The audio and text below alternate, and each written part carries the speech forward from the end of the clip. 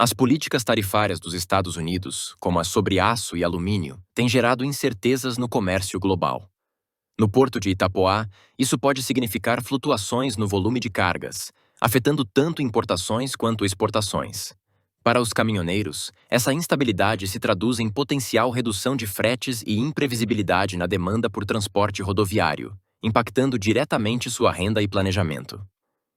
Adicionalmente, a dificuldade em prever futuras alterações tarifárias e seus desdobramentos cria um desafio significativo para o planejamento de médio prazo, tanto para as empresas de logística quanto para os próprios caminhoneiros, que precisam lidar com um cenário de constante adaptação e risco.